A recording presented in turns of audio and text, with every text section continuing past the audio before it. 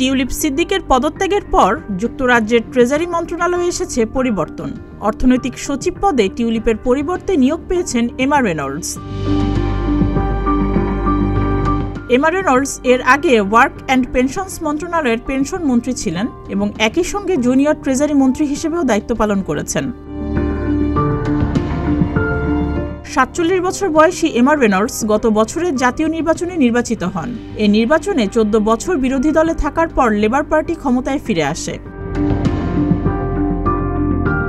এমা Reynolds বর্তমানে দক্ষিণ ইংল্যান্ডের ওয়াইকম্ব নির্বাচনী এলাকায় প্রতিনিধিত্ব করছেন। এর আগে তিনি ২০১০ থেকে ২০১৯ সালের মধ্যে মধ্য ইংল্যান্ডের বিভিন্ন আসন থেকে নির্বাচন করে আইন প্রণেতা হিসেবে দায়িত্ব পালন করেন।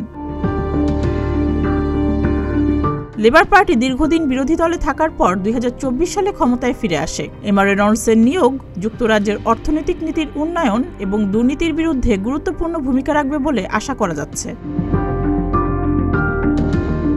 দুর্নীতির একাধিক অভিযোগে বাংলাদেশে তদন্ত শুরুর পর সমালোচনার মুখে পড়েন টিউলিপ সিদ্দিক। গতকাল মঙ্গলবার যুক্তরাজ্যের প্রধানমন্ত্রী কিয়ার স্টারমারের কাছে পদত্যাগপত্র জমা দেন টিউলিপ।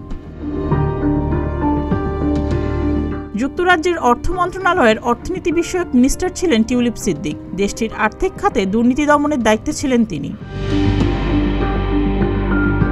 সুস্মিতা, প্রতিদিনের বাংলাদেশ।